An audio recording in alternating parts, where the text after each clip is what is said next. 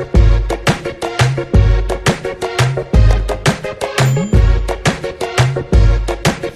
like the boss, talk like the boss, manicure and nails, just set the pedicure off.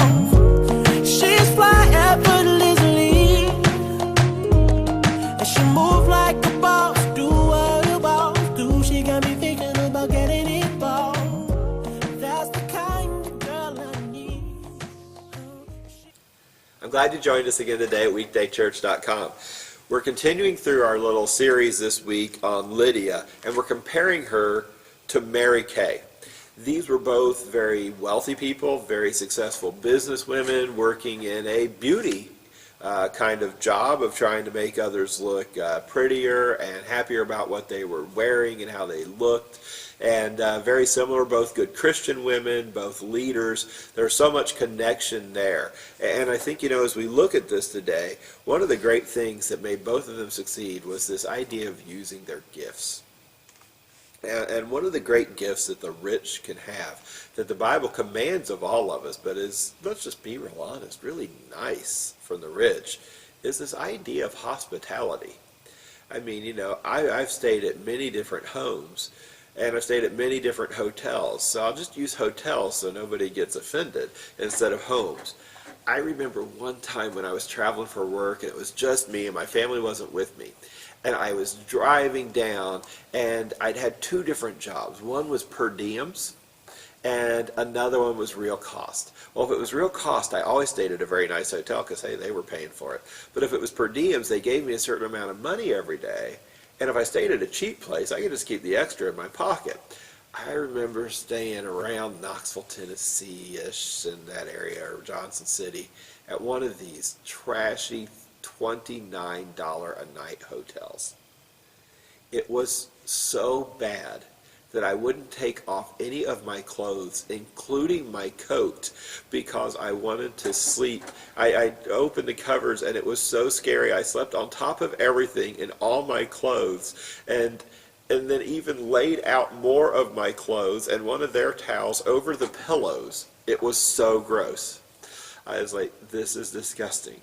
I remember another time, though, staying at the Greenbrier with my grandparents. This is one of the nicest resorts in the world. It's, in fact, where one of the fallout areas for the president, if anything is to happen. It's just that nice. And the amazing stay it was over there. Well, let's be honest, there's a difference. A crummy little shabby place could still give me and let me spend the night there versus a magnificent place. If God has given you your gifts, you've got that magnificence that you can share with somebody when it's in your area of giftedness. That's what's so cool. That's why the church for the last bunch of years has talked so much about working in your giftedness, is because in that you can offer greatness instead of just, well, there's a room for you, but you're really not going to want to sleep in it. I remember in the morning still feeling dirty and thinking I'd go take a shower at that hotel. I looked in the bathroom and thought I would only be dirtier if I walked in the bathroom. I worked for a gas station company and actually thought I would be cleaner to clean up at the bathroom at the gas station versus at the bathroom at that hotel. That's how gross it was. So you get this idea. As we read our scripture today and as we hear from Mary Kay, I want you to think about gifts and what you have to offer God. In Acts 16:13, we hear this. And on the Sabbath day we went outside the gate to the riverside, where we supposed there was a place of prayer. And we sat down and spoke to the woman who had come together. One who heard us was a woman named Lydia, from the city of Thyatira, a seller of purple goods, who was a worshiper of God. The Lord opened her heart to pay attention to what was said by Paul. And after she was baptized, and her household as well, she urged us, saying, If you have judged me to be faithful to the Lord, come to my house and stay. And she prevailed upon us. I guarantee Paul was no different than anybody else in the fact that he'd stayed at lots of different houses while he was traveling. It was very typical. He would have stayed at inns too, some nice and some, like my experience, not so nice. My guess is staying at that very wealthy woman's house with servants of her own had to be one of the most relaxing and restful times. Good food, a good bed, probably a private room for him and for his friends. I mean, this kind of thing that was very unusual for him in the day, to get sort of spoiled in that way. And she said, I know what you did for me. You just baptized me and taught me about Jesus. And I mean, I am closer to God now. This is amazing. Thank you so much. How can I repay this favor to you? And she used that. We're going to jump in just a second to the video called Mary Kay Wisdom.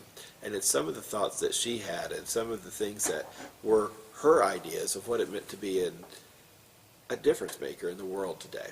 So we'll close off after we hear this video from Mary Kay.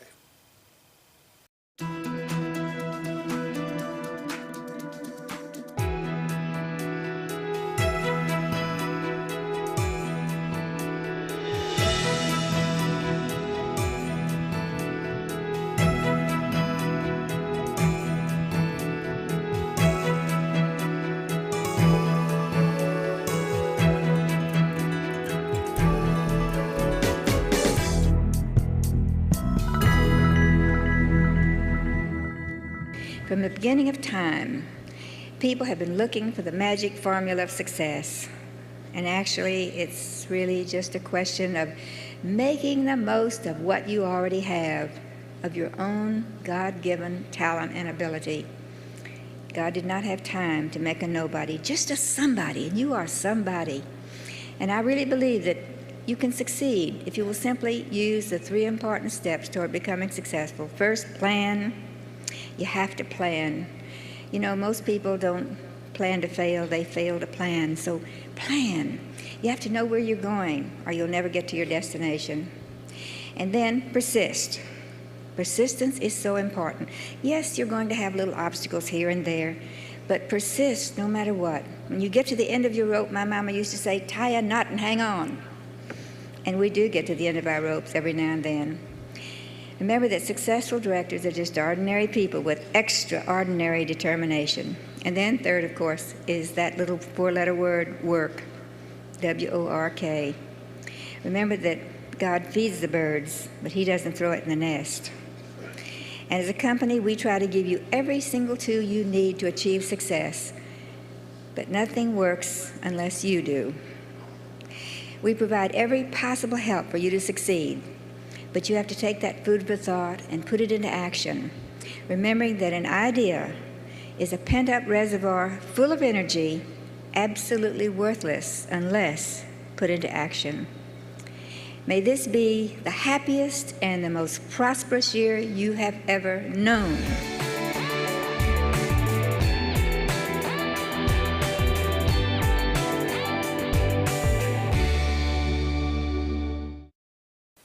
So now that you've seen the video, we've read the scripture, and you know what happens there. You get this idea that whatever you may have, you use it for the glory of God and the good of others, and it benefits you as well. I mean, you get a whole bunch from it too. It works out for everyone's good. What's amazing is if you hoard for yourself, you might benefit yourself, but you don't benefit anyone else or get the blessing or love of anyone else, and you're the only one benefited. If you give to God and give to others, you are still blessed and benefited, and so is everyone else around you. It's that idea of the more you give out, the more you have, and the more everyone else has too. It's a great benefit, and Lydia lived this too, this kind of idea of saying, this isn't all just about me. If I can make others better, I'll be better off for it too, and so will the whole world around me. Her employees would have loved her, the people that stayed at her house would have been blessed, and Mary Kay, if you don't know this, has a $3 million home that they were trying to sell. Do you know why she got this big house? You'd think, well, because she was rich and could do whatever she wanted. She gets this big house to entertain her employees and have them over to thank them for making her company such a success and to thank them for doing such hard work and giving her name, Mary Kay, a good name around the world in many different countries and throughout North America especially. And she wanted to thank them for that. Most of you will know about the pink Cadillacs and the things like that she did. Just to say, you know, I appreciate what you do. You're so special. You will get a company car. And not only a company car, you will get a Cadillac. the best car there is. We're going to get you the best American car that's out there, and we're going to get one with our brand. It'll be pink. In fact, she had a deal with GM that they were the only people that could buy that exact car in that exact color. They did not make that for anyone else, no matter the money. Only Mary Kay and her people that she gave that to could get that. This is that kind of blessing. You may say, well, I'm not rich. My blessing wouldn't be spoiling people with hospitality. I understand, but it's something.